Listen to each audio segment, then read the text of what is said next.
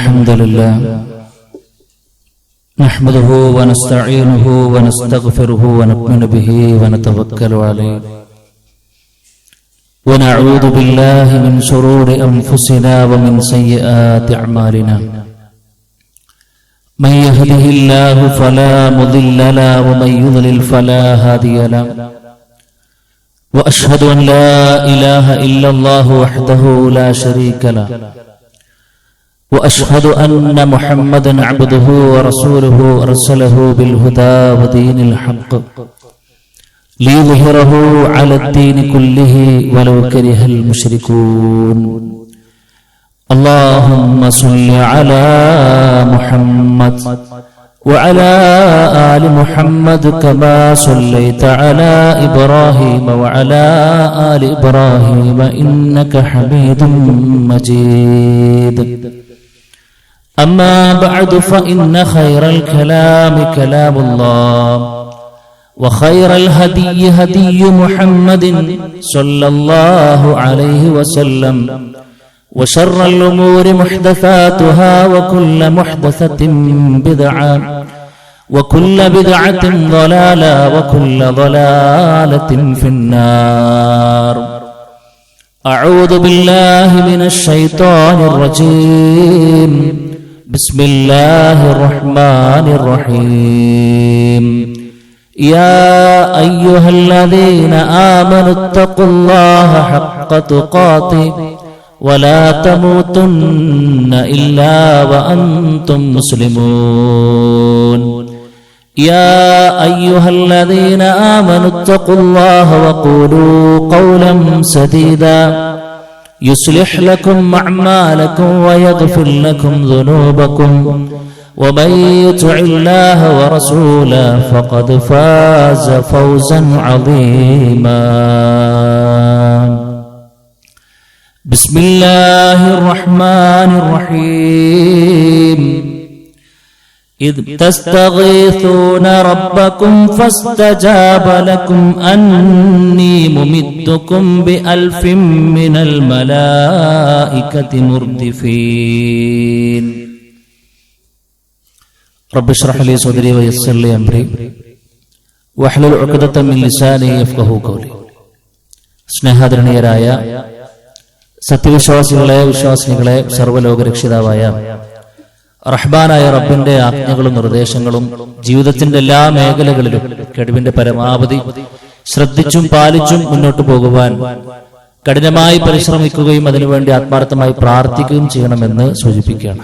അല്ലാഹു സുബ്ഹാനഹു വ തആല അവനെ പരിപൂർണ അർത്ഥത്തിൽ സൂക്ഷിച്ച് ജീവിതം ക്രമപ്പെടുത്തി മുത്തഖീങ്ങളായിക്കൊണ്ട് മരിക്കാനും നാളെ സ്വർഗത്തിൽ ഉന്നതമായ ഇടത്ത് സ്വർഗം അനന്തരമെടുക്കാനൊക്കെയുള്ള തൗഫീഖ് അള്ളാഹു നമുക്ക് എല്ലാവർക്കും നൽകി അനുഗ്രഹിക്കുമാറാകട്ടെ. അതിനെപ്പറ്റി ഏറ്റവും നല്ലൊരു പരിശീലന കളരിയായ റമളാൻ എല്ലാ അർത്ഥത്തിലും സ്വർഗം അനന്തരം എടുക്കുന്ന സ്വർഗാവകാശിയുടെ സകലമാന ഗുണങ്ങളും നമുക്ക് ജീവിതത്തിൽ ആവാഹിച്ചെടുക്കാനുള്ള ഒരവസരമാക്കി നമുക്ക് എല്ലാവർക്കും നൽകി അനുഗ്രഹിക്കുമാറാകട്ടെ. സുഹൃത്തുക്കളെ, വിശുദ്ധ റമളാനിന്റെ രണ്ടാമത്തെ പകുതിയിലേക്ക് പ്രവേശിച്ച ഈ ഒരു സാഹചര്യത്തിൽ നമ്മളൊക്കെ ആവേശത്തോടുകൂടെ എപ്പോഴും ഓർത്തു പോകുന്ന ഒരു ചരിത്രമാണ് മഹാനായ നബി കരീം സല്ലല്ലാഹു അലൈഹി വസല്ലമ തന്റെ ജീവിതത്തിൽ ആദ്യമായി നടത്തിയ, ഇസ്ലാമിനു വേണ്ടി ആദ്യമായി നടത്തിയ ചെറുത്തുനിൽപ്പായ ബദർ യുദ്ധവുമായി ബന്ധപ്പെട്ട ചരിത്രം. ചരിത്രത്തിന്റെ ബാക്കി പത്രങ്ങളിലേക്കും അതിന്റെ എന്തൊക്കെ നടന്നു എന്നുള്ളതൊക്കെ പലപ്പോഴും നമ്മൾ വളരെ ചെറിയ കുട്ടികൾക്കടക്കം അറിയാവുന്ന കാര്യങ്ങളാണ്. അതുകൊണ്ട് ചരിത്രത്തിൽ എന്ത് സംഭവിച്ചു എന്നത് നമുക്ക് കൃത്യമാണ്. എന്നാൽ അല്ലാഹു സുബ്ഹാനഹു വ തആല ആ ഒരു ചരിത്രത്തെ കുറിച്ച് വീണ്ടും വീണ്ടും ഓർക്കാൻ നമ്മളോട് പറയുന്നുണ്ട്. റഹ്മാനായ റബ്ബ് അതിന്റെ ഹിക്മത്ത് നമ്മളെ പഠിപ്പിക്കുന്നുണ്ട്. ഖദ് കാന ലക്കും ആയത്തുൻ ഫീ ഫിഅതൈനിൽ തഖതാ.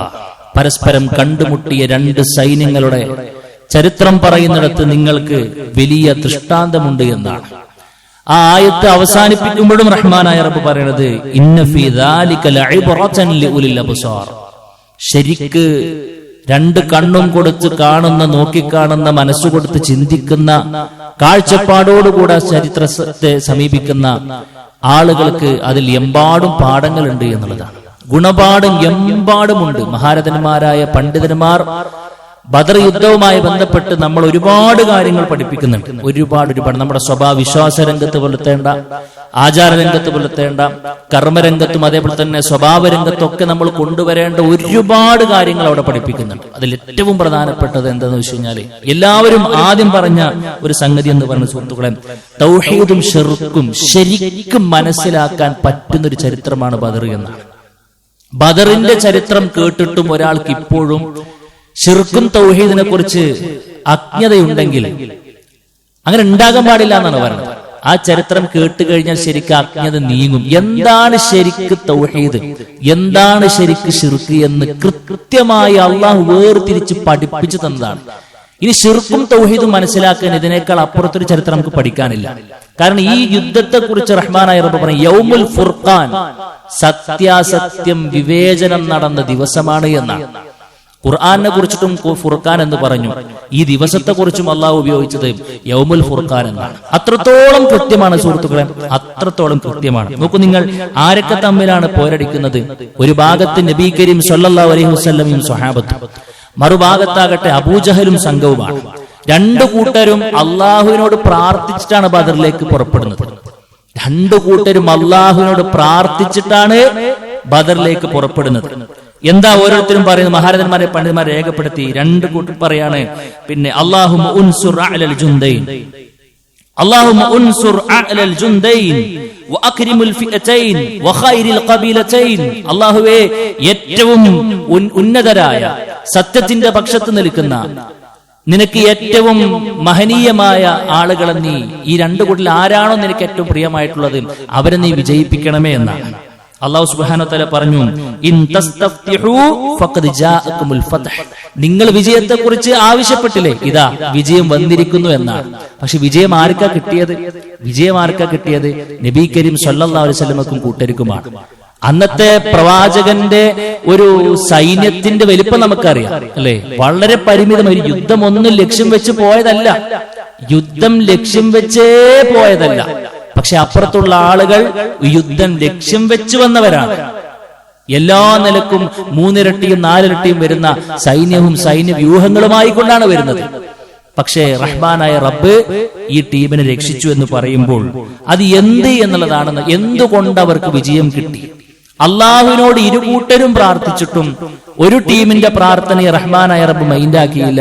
നബി കരീം സല്ലല്ലാഹു അലൈഹി വസല്ലമയുടെ പ്രാർത്ഥനയെ മൈൻഡാക്കാനുള്ള കാരണം എന്താണ് എന്നുള്ളതാണ് നമ്മൾ മനസ്സിലാക്കേണ്ടത്. കാരണം ഒരു കൂട്ടരടുത്ത് തൗഹീദ് ഉണ്ടായിരുന്നു, മറു കൂട്ടരടുത്ത് തൗഹീദ് ഇല്ലായിരുന്നു എന്നുള്ളതാണ്. അപ്പൊ ഇങ്ങനെയൊക്കെ അല്ലാഹു സുബ്ഹാനഹു വ തആല പ്രാർത്ഥിച്ച ഒരാളെ തന്നെയാണല്ലോ റഹ്മാനായ റബ്ബ് പറയുന്നത് അവർ മുശ്രിക്കാണെന്ന്, അവർ നരകാവകാശികളാണ് എന്ന്. നോക്കൂ നിങ്ങൾ, അവരുടെ വിശ്വാസത്തെ കുറിച്ച് റഹ്മാനായ റബ്ബ് ഖുർആനിൽ പറയുന്നുണ്ട്, നിങ്ങൾ അവരോട് പോയി ചോദിക്ക്, ആകാശ കീർന്ന് മഴ പെയ്യിപ്പിക്കുന്നത് ആരാണ്? ഭൂമിയിൽ നിന്നും സസ്യങ്ങളെ മുളപ്പിക്കുന്നത് ആരാണ്? മരിപ്പിക്കുന്നത് ആരാണ്?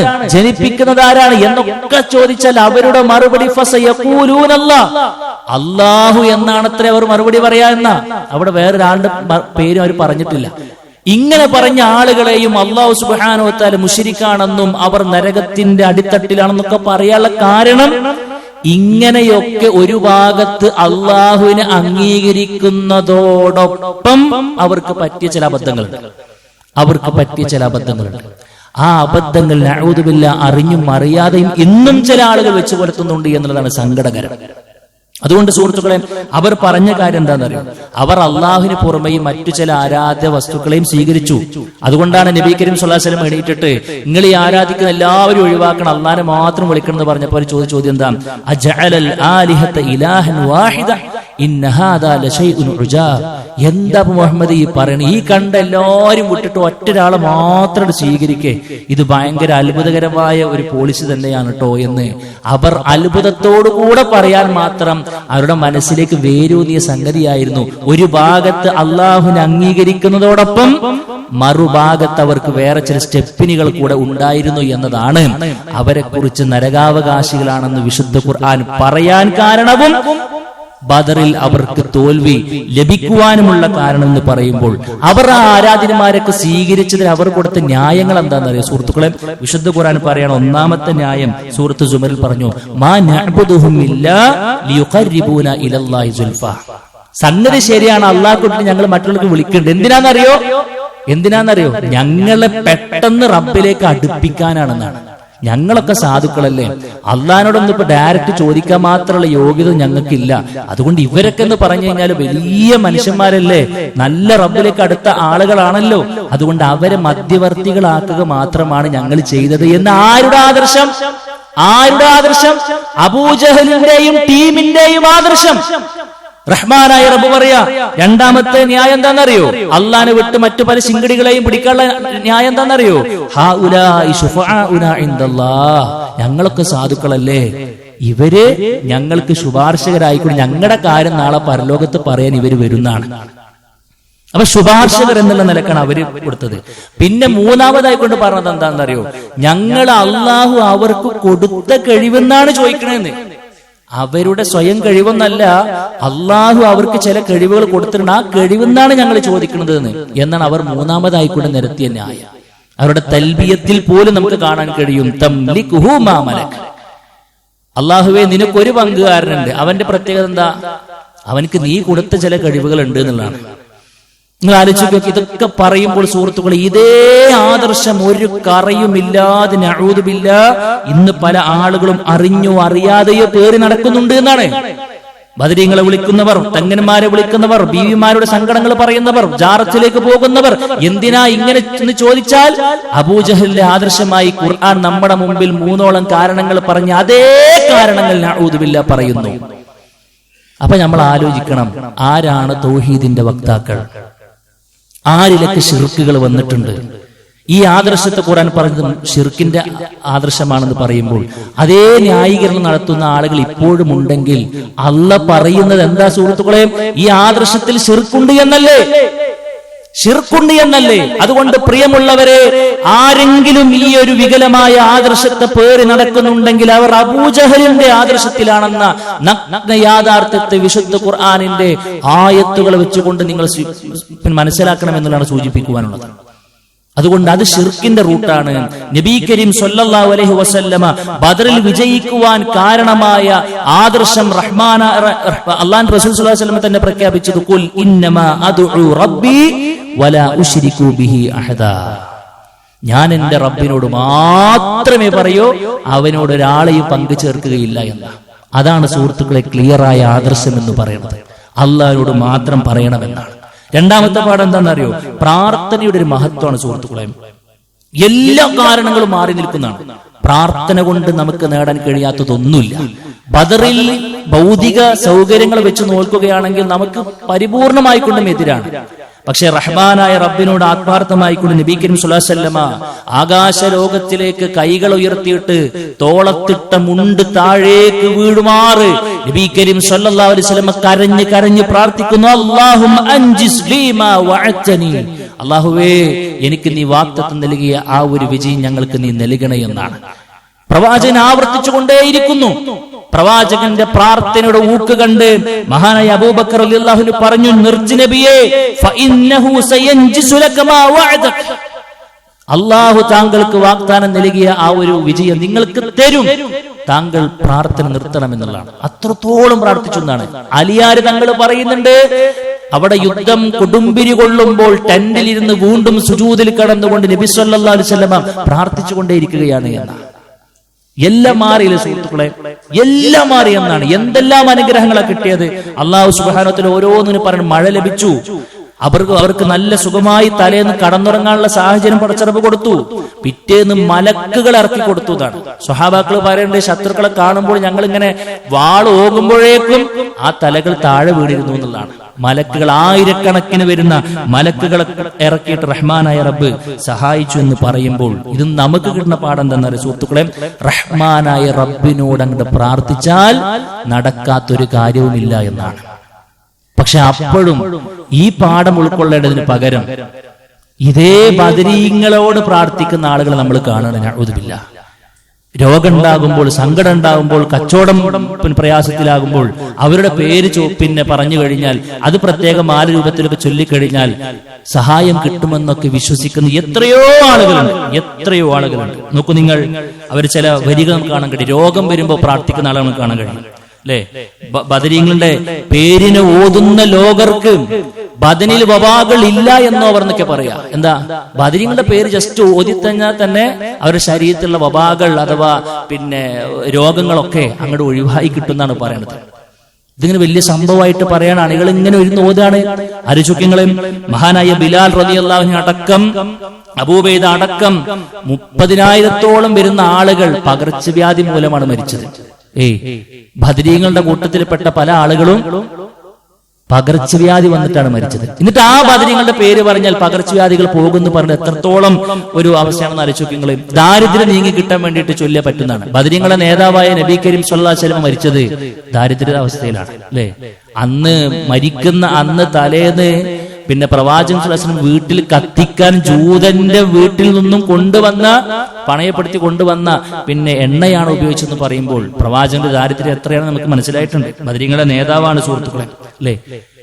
ബദരീങ്ങൾ ഒരു അപ്പുറത്തുള്ളത് കാണാനും കേൾക്കാനും കുട്ടികളുടെ വീഴുമ്പോഴേക്കും ബദരീങ്ങളെ വിളിക്കുന്ന ഒരു ഉമ്മാന്റെയും വാപ്പാന്റെയും മനസ്സിൽ എന്തുണ്ടാകുക? എന്റെ കുട്ടിന്റെ ഈ അപകടാവസ്ഥ കാണാൻ, അറിയാൻ, സഹായിക്കാൻ അവർക്ക് കഴിയുന്നല്ലേ? ഇത് ജീവിച്ചിരിക്കുന്ന കാലത്ത് അവർക്ക് കഴിഞ്ഞിട്ടില്ല എന്നാണ്. ജീവിച്ചിരിക്കുന്ന കാലത്ത് കഴിഞ്ഞിട്ടില്ല. ബദർ മാത്രമല്ല സുഹൃത്തുക്കളെ, ബദർ കഴിഞ്ഞ് പിറ്റേ കൊല്ലം നടന്ന ഉഹുദിൽ എന്താ സംഭവിച്ചത്? ഈ ബദരീങ്ങൾ തന്നെയാണല്ലോ ഉഹുദിൽ ഇറങ്ങിയിട്ടുള്ളത്. എത്ര വലിയ പരാജയം ഏറ്റുവാങ്ങേണ്ടി വന്നു ഉഹുദിൽ അല്ലേ? ശത്രുക്കൾ കുഴിച്ചു വെച്ച കുഴിയിൽ വീണില്ലേ? നബി കരീം സല്ലല്ലാഹു അലൈഹി വസല്ലം ശത്രുക്കൾ കുഴിച്ചു വെച്ച കുഴിയിൽ വീണില്ലേ? ഒരു കാലെടുത്ത് വെക്കുന്നത് പോലും ഒരു ഷർറിലേക്കാണെന്ന് മനസ്സിലാക്കാൻ കഴിഞ്ഞില്ല ആർക്ക്? ബദരീങ്ങളുടെ നേതാവായ നബി കരീം സല്ലല്ലാഹു അലൈഹി വസല്ലമക്ക്. ഇതിനാണ് കുട്ടികൾ ഇവിടെ വീഴാൻ പോകുമ്പോഴേക്കും ബദരീങ്ങളെ വിളിക്കാന്ന് പറഞ്ഞ് എത്ര മോശമായ ആദർശമാണെന്ന് ആലോചിക്കുക.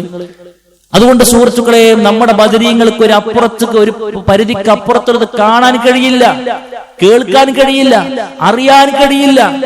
നബി കരീം സ്വല്ലല്ലാഹു അലൈഹി വസല്ലം യുദ്ധത്തിന് 2ാമത്തെ പകുതി ആകെ പ്രയാസപ്പെട്ട് കയ്യിന്ന് പോയി യുദ്ധം. എന്നിട്ടോ പ്രവാചകൻ ക്ഷീണിച്ചൊരു പാറന്റെ പുറത്തിരിക്കുമ്പോൾ തൊട്ടപ്പുറത്തൊരു സ്വഹാബി, ഒരു ബദരീങ്ങളിൽപ്പെട്ട ഒരു സ്വഹാബി വില്ലെടുക്കാണ്, അമ്പ് ചെയ്യാൻ വേണ്ടി നിൽക്കുകയാണ്. ആരിനെ? റസൂൽ കരീം സ്വല്ലല്ലാഹു അലൈഹി വസല്ലമയെ. ശത്രുവാണെന്ന്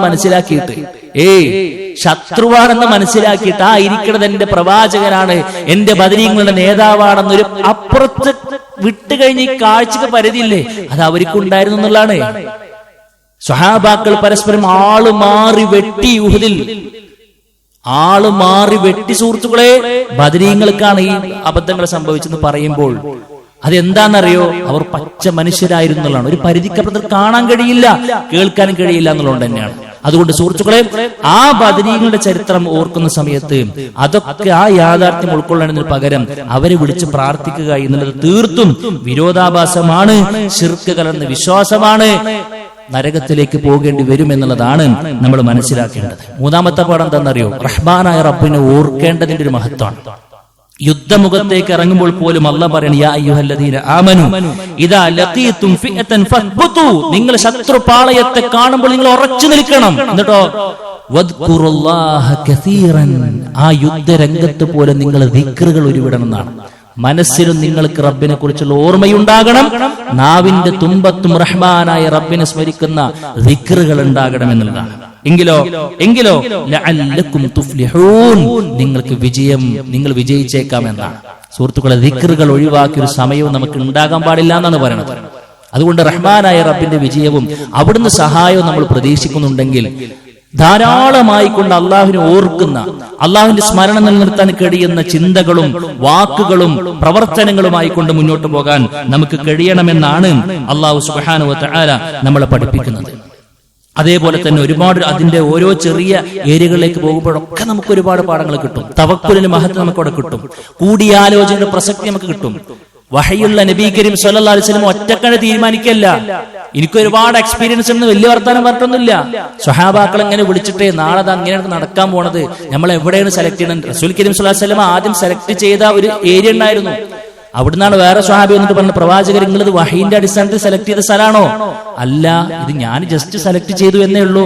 എങ്കിൽ ഞാൻ മനസ്സിലാക്കുന്നത് ഇതിനേക്കാൾ ഉത്തമം ഇന്നൊരു സ്ഥലമാണ് എന്നാണ്. പ്രവാചകൻ സ്വല്ലല്ലാഹു അലൈഹി വസല്ലം ഈ ആരത് പറയാൻ ഞാൻ അവിടെ നേതാവെന്ന് വലിയ നേതൃ പിന്നെ കാര്യങ്ങളൊന്നും അവിടെ പറഞ്ഞിട്ടില്ല. ശരി, അങ്ങനെയാണ് നിങ്ങളുടെ ഒക്കെ അഭിപ്രായം എന്താ തന്നെയാണോ? നമുക്കത് എടുക്കാന്നാണ് അല്ലേ?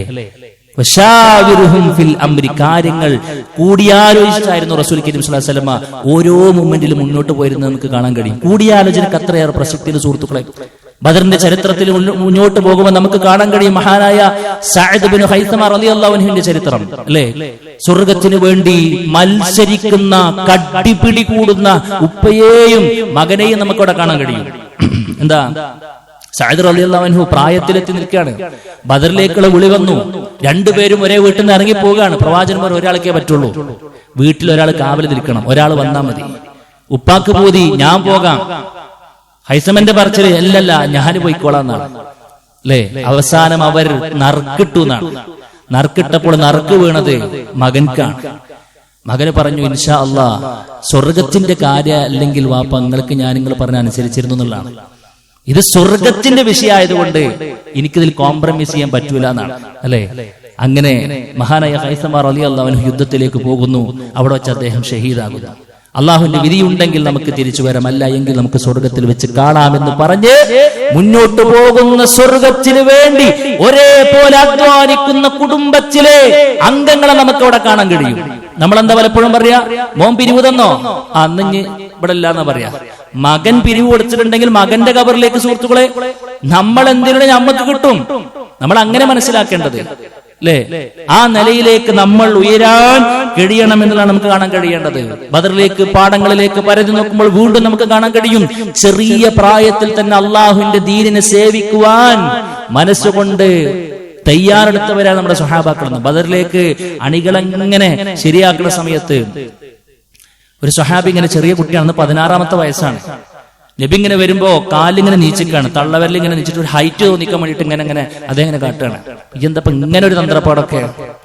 അപ്പൊ പറയുന്നുണ്ട്, ഞാൻ ഇങ്ങനെ വന്നുമ്പോൾ പ്രവാചകൻ എണ്ണൊക്കെ വണ്ണൊക്കെ നോക്കുമ്പോൾ ഞാൻ ചെറിയ കുട്ടിയാണെന്ന് കരുതിയിട്ട് എങ്ങാൻ ഇനി ഈ ടീമൊന്ന് ഒഴിവാക്കിയാലോ എന്ന് ഞാൻ ഭയന്നത് കൊണ്ടാണ് ഞാൻ ഒരു ആള് കാണിക്കാൻ വേണ്ടിയിട്ട് ഒന്നിങ്ങനെ ഹൈറ്റിൽ നിൽക്കുന്നത് എന്നൊക്കെ ചരിത്രത്തിൽ നമുക്ക് കാണാൻ കഴിയുമ്പോൾ സുഹൃത്തുക്കളെ, ആ ഉപ്പയും ആ കുഞ്ഞിന്റെ ഉപ്പയും ഉമ്മയും ഒന്നും അവരെ തടഞ്ഞിട്ടില്ല. അള്ളാഹുവിന്റെ ദീനി ദഅ്വ രംഗത്തേക്ക് നമ്മുടെ മക്കളും ഇറങ്ങണം. അവര് വെറും ട്യൂഷനും, അവർ വെറും ഒരു ഭൗതിക ലോകത്തിലെ ഇട്ടാവട്ടത്തിൽ മാത്രം കോഴ്സിന്റെ പിന്നാലെ മാത്രം തിരിയാൻ പോയാലേ ഷഹബാസിനെ കൊന്നു തള്ളിയ പോലെയുള്ള മക്കൾ ഇനിയും ജനിക്കും, അഫാൻമാർ ഇനിയും ജനിക്കും. ദീനി പരിസരത്ത് ജീവിക്കാത്ത മക്കളുണ്ടോ നമുക്ക്? ഇന്നല്ലെങ്കിൽ നാളത്തെ വേദനിക്കുന്ന വാർത്തകളിലെ കഥാപാത്രങ്ങളായി ഒരു പക്ഷേ നമ്മൾ മാറിയേക്കാം. നഅൂദുബില്ല. അതുകൊണ്ട് സുഹൃത്തുക്കളെ, ഈ ബദറിന്റെ ചരിത്രമൊക്കെ ആവേശത്തോടുകൂടെ പറഞ്ഞു തീർക്കുക എന്നതിനപ്പുറത്ത് ഓരോ പാഠങ്ങളും സ്വജീവിതത്തിലേക്ക് പകർത്താൻ നമുക്ക് കഴിയേണ്ടതുണ്ട്. അതുകൊണ്ട് അള്ളാഹുവിന്റെ ദീനിന്റെ സേവകരാണോ നമ്മൾ? നമുക്കാണ് വിജയം. ബദറിൽ നമ്മൾ കണ്ടതാണ്. ഒരുപാട് ആളുകൾ ഉണ്ടാകാൻ നല്ല സുഹൃത്തുക്കളെ, പല ആളുകളും വലിപ്പത്തരം കൂടിയിട്ട് സംഘം ചെയ്ത് നമുക്ക് കാണാൻ കഴിയും. അവിടെയാണ് കുറെ ആളുകൾ, ഇവർക്കാണ് കുറെ സൗകര്യങ്ങൾ, ഇന്നോടത്താണ് ആനുകൂല്യങ്ങൾ കൂടുതൽ. അല്ല സുഹൃത്തുക്കളെ, ബദർ ആ ഒരു ചിന്തയെ പൊളിച്ചടക്കുകയാണ്. ആളുകളുടെ ആധിക്യത്തിലല്ല, ആളുകളുടെ മനസ്സിലെ ആദർശത്തിനാണ് വില. ആദർശത്തിന്റെ കൂടെയാണ് റബ്ബുള്ളത്. തൗഹീദിന്റെ വക്താക്കളെയാണ് റഹ്മാനായ റബ്ബ് സംരക്ഷിക്കുക. അവർക്കാണ് റഹ്മാനായ റബ്ബ് സംരക്ഷണം ഉറപ്പുവരുത്തുക. നമ്മുടെ മനസ്സിൽ എന്നും ദീനിന്റെ ഖാദിമുകളായിരിക്കും ഞാൻ എന്നൊരു പ്രതിജ്ഞ നമുക്കുണ്ടോ? എന്നെ കൊണ്ട് കഴിയുന്ന രൂപത്തിൽ ഞാൻ എന്റെ റബ്ബിന്റെ ദീനിനെ സംരക്ഷിച്ചിരിക്കും. അത് ശരീരം കൊണ്ടാണെങ്കിൽ അങ്ങനെ, സ്വത്ത് കൊണ്ടാണെങ്കിൽ അങ്ങനെ, മനസ്സുകൊണ്ടാണെങ്കിൽ അങ്ങനെ. ഒന്നിനും കഴിയില്ലേ, പ്രാർത്ഥിച്ചുകൊണ്ടെങ്കിലും വാട്ടർ ബെഡിൽ കിടക്കുന്ന സമയത്തും എനിക്ക് ഓർമ്മ ഉണ്ടോ? റഹ്മാനായ റബ്ബ് വാക്കി നൽകുന്നുണ്ടോ? ഞാൻ എന്റെ ദീനിനു വേണ്ടി, അതിന്റെ വിജയത്തിനു വേണ്ടി, അതിന്റെ മുന്നോട്ടുള്ള കുതിപ്പിന് വേണ്ടി, അതിന്റെ ആ ഒരു വ്യാപനത്തിന് വേണ്ടി പ്രാർത്ഥിച്ചിരിക്കും എന്ന് പറയാൻ നമുക്ക് കഴിയുമോ? ബദറിന്റെ ചരിത്രം നമ്മുടെ മുമ്പിൽ വെക്കുന്ന ബെല്ലാക്കരിയേട് സഹോദര അതൊക്കെയാണ്. ഇൻ തൻസുറുല്ലാഹ് യൻസുറുക്കും വയുസബ്ബിത് അഖ്ദാമക്കും. നിങ്ങൾ അള്ളാഹിനെ സഹായിക്കാൻ റെഡിയാണോ? നിങ്ങൾക്കൊരു പ്രയാസം ഉണ്ടാകുമ്പോൾ റബ്ബ് നിങ്ങളെ കൂടെ ഉണ്ടാവും. നിങ്ങളുടെ കാൽപാദങ്ങളെ റബ്ബ് ഉറപ്പിച്ചു നിർത്തുന്നതാണ്. അതാദ്യമായി കണ്ടത് നമ്മൾ ബദറിലാണ്. അതുകൊണ്ട് സുഹൃത്തുക്കളെ, എല്ലാ കാരണങ്ങളെ റഹ്മാനായ റബ്ബ് അകഞ്ഞു മാറ്റിയിരിക്കും. അല്ലാഹ് നമ്മളെ സഹായിക്കാൻ തീരുമാനിച്ചാൽ പിന്നെ മെഡിക്കൽ റിപ്പോർട്ടുകളുടെ കേവല റിപ്പോർട്ടുകളായിക്കൊണ്ട് അത് മാറ്റിവെക്കേണ്ടി വരും. ബാക്കിയുള്ള ഭൗതിക കാരണങ്ങൾ മുഴുവനും നോക്കുകുത്തികളായിക്കൊണ്ട് മാറി നിൽക്കും. റഹ്മാനായ റബ്ബിന്റെ ഇടപെടലിന്റെ മുമ്പിൽ അത്ഭുതത്തോടുകൂടെ ആ കാരണങ്ങൾ നമ്മളെ നോക്കിച്ചിരിക്കും. അതുകൊണ്ട് നമ്മൾ അള്ളാഹുവിന്റെ അടിമകളാവുക, തൗഹീദുള്ള വക്താക്കളാവുക. എല്ലാറ്റിന്റെയും അടിസ്ഥാനം, ബദറിന്റെ ഫൗണ്ടേഷൻ തൗഹീദാണെന്ന് മനസ്സിലാക്കുക. ഒരാളും നമുക്ക് വേണ്ട സുഹൃത്തുക്കളെ, റഹ്മാനായ റബ്ബ് മതി. ഹസ്ബി അല്ലാഹ് എന്ന് മനസ്സിൽ പ്രഖ്യാപിക്കാൻ നമുക്ക് കഴിയണം. വനിഅമൽ വക്കീൽ, എന്റെ എല്ലാ കാര്യങ്ങളും ഞാൻ അവനോടേ പറയൂ എന്ന തവക്കുലിന്റെ മനോഭാവം നമുക്ക് ഉണ്ടാകണം. അതാണ് ഈ വിശുദ്ധ റമദാനിലെ ആദ്യത്തെ യുദ്ധമായ വിശുദ്ധ ബദറിന്റെ ഏറ്റവും ഗംഭീരമായ പാഠങ്ങളെ എടുത്തു പരിശോധിക്കുമ്പോൾ ഉലമാക്കൾ നമ്മുടെ മുമ്പിലേക്ക് വെക്കുന്നത് അല്ലാഹു സുബ്ഹാനഹു വ തആല ചരിത്രത്തിന്റെ ഉള്ളിലൂടെ കടന്നു ചെന്ന് കൃത്യമായി കൊണ്ട് അതിനെ ഗുണപാഠത്തോടുകൂടെ സമീപിക്കണമെന്ന് വിശുദ്ധ ഖുർആന്റെ ആ ഒരു ആഹ്വാനത്തെ നമ്മുടെ ജീവിതത്തിന്റെ ഭാഗമാക്കാനുള്ള തൗഫീഖ് അല്ലാഹു സുബ്ഹാനഹു വ തആല നമുക്ക് എല്ലാവർക്കും നൽകി അനുഗ്രഹിക്കുമാറാകട്ടെ. അഖൂലു ഖൗലി ഹാദാ അസ്തഗ്ഫിറുല്ലാഹ ലീ വലക്കും വലിജമീഇൽ മുസ്ലിമീന വസ്തഗ്ഫിറു മിൻ കുല്ലി ദംബ് ഇന്നഹു ഹുവൽ ഗഫൂറുർ റഹീം.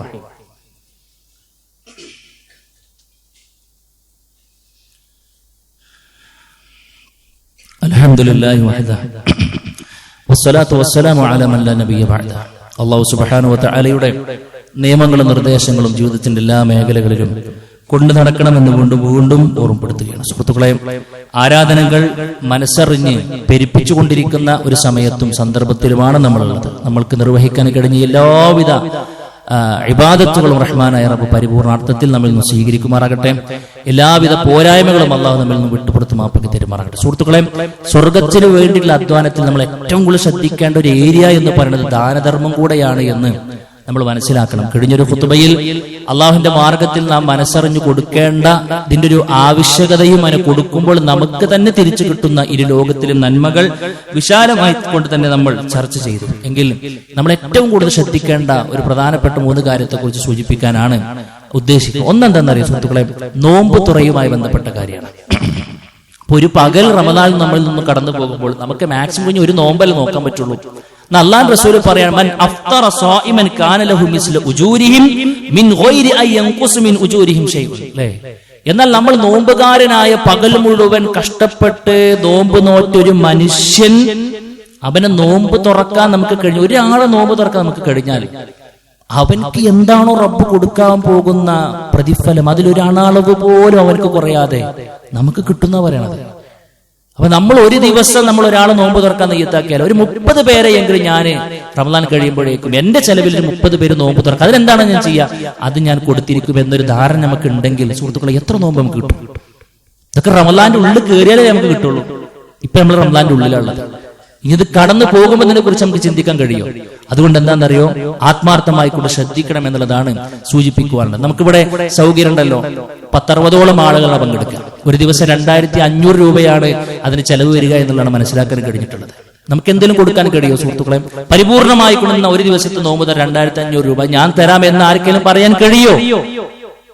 ഒരു 2-3 തവണ ഒരു എണ്ണടിക്ക് അങ്ങനെ വണ്ടി കയറി കൊടുക്കേണ്ട പൈസയാണ് ഇപ്പത്, അല്ലേ?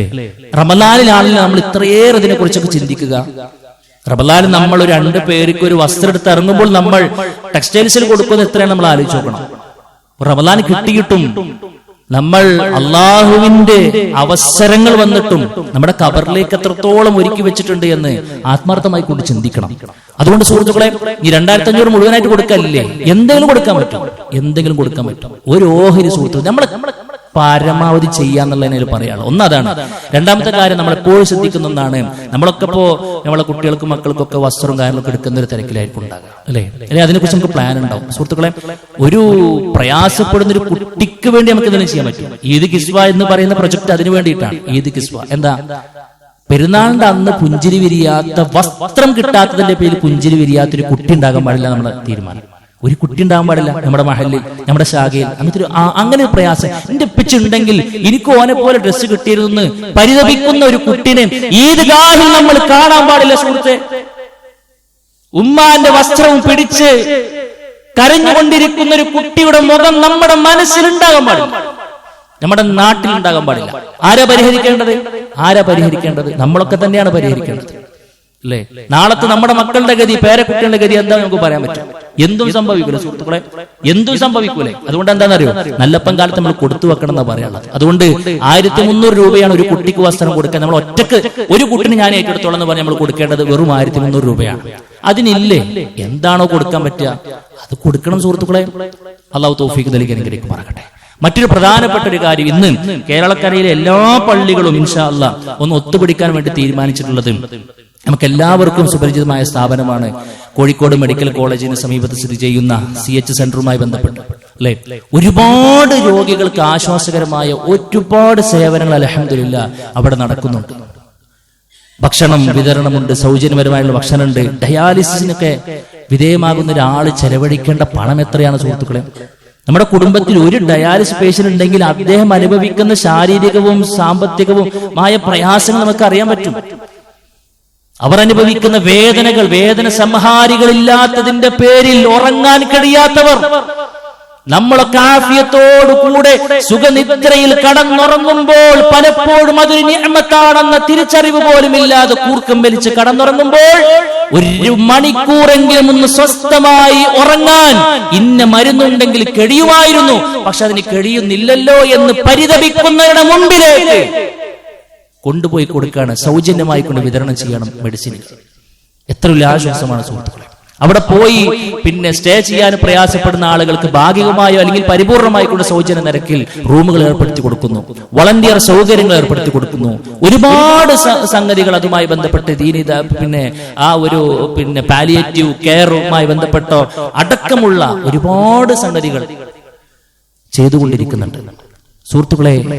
എത്ര പേർക്ക് അതുമായി ബന്ധപ്പെട്ട് സാമ്പത്തികമായി കൊണ്ട് സഹായിക്കുന്ന ആളുകൾക്ക് എന്തെല്ലാം കൂലികൾ കിട്ടിക്കൊണ്ടിരിക്കുന്നുണ്ടാവും.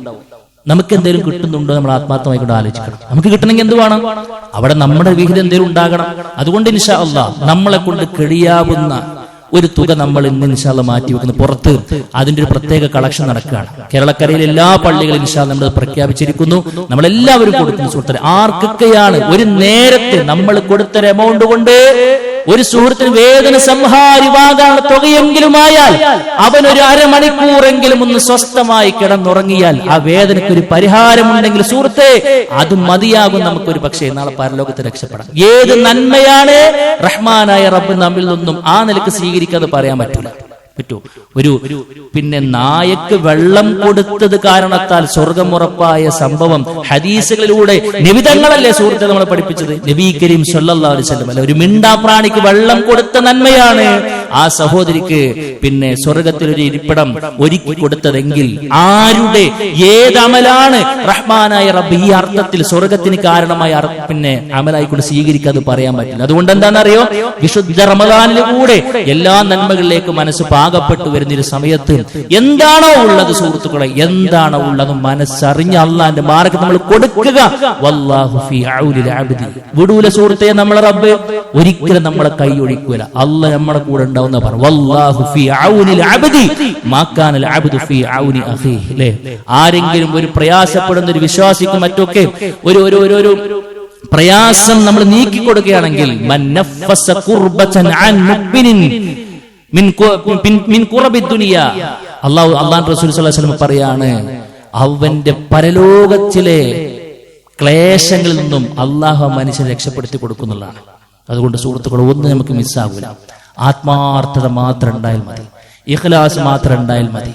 ഏത് സമയത്തും എന്തും വരുമെന്നുള്ളൊരു ബോധം നമുക്ക് ഉണ്ടാകണം. ഒരു പക്ഷേ സംഭവിക്കാതിരിക്കട്ടെ, അതിന്റെ ആനുകൂല്യം നാളെ പറ്റേണ്ടി വരിക നമ്മളൊക്കെ ആയാലോ ഒന്നും പറയാൻ പറ്റില്ലല്ലോ സുഹൃത്തുക്കളെ. അതുകൊണ്ട് നമ്മൾ ഇൻഷാ അല്ലാഹ് അതുമായി ബന്ധപ്പെട്ട് നമുക്ക് എന്താണോ ചെയ്യാൻ കഴിയുക അതൊന്ന് ആത്മാർത്ഥമായി കൊണ്ട് ചെയ്യണം എന്നുള്ളതാണ് എന്നോടെന്ന പോലെ സൂചിപ്പിക്കാനുള്ളത്. ഏതായിരുന്നാലും എല്ലാ നന്മകളിലും സജീവമായി ഓടി നടന്ന് ഈ വിശുദ്ധ റമദാനിന്റെ ഓരോ ദിനരാത്രങ്ങളിലെ ഓരോ അവസരങ്ങളെയും കൃത്യമായി കൊണ്ട് ഉപയോഗപ്പെടുത്തി മുന്നോട്ട് പോകാനുള്ള തൗഫീഖ് റഹ്മാനായ റബ്ബ് നമുക്ക് എല്ലാവർക്കും നൽകി അനുഗ്രഹിക്കുമാറാകട്ടെ. അല്ലാഹുവേ, അറിഞ്ഞും അറിയാതെ വന്നു പോയിട്ടുള്ള ചെറുതും വലുതുമായ മുഴുവൻ തെറ്റുകളും കുറ്റങ്ങളും വിട്ടുപുറത്ത് മാപ്പാക്കി തരണമേ റഹ്മാനെ. അല്ലാഹുവേ, ഞങ്ങൾക്ക് മരണപ്പെട്ടു പോയി ഞങ്ങളുടെ മാതാപിതാക്കൾ, കൂട്ടുകുടുംബക്കാർ, ആദർശ ബന്ധുക്കൾ എല്ലാവരുടെയും ഖബറുകൾ വിശാലമാക്കി കൊടുക്കണമേ റഹ്മാനെ.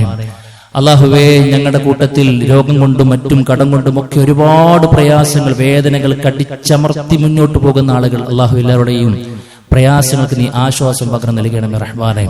ഈ വിശുദ്ധ റമദാൻ എല്ലാ അർത്ഥത്തിലും ഉപയോഗപ്പെടുത്തുന്ന മഹാഭാഗ്യവാന്മാരിൽ, ഭാഗ്യവതികൾ ഞങ്ങളെ നീ ഉൾപ്പെടുത്തി അനുഗ്രഹിക്കണമേ റഹ്മാനേ. اللهم اغفر للمؤمنين والمؤمنات والمسلمين والمسلمات والأحياء منهم والأموات إنك مجيب الدعوات يا قاضي الحاجات. اللهم أجرنا من النار، اللهم أجرنا من النار، اللهم أجرنا من النار. ربنا تقبل منا إنك أنت السميع العليم وتب علينا إنك أنت التواب الرحيم.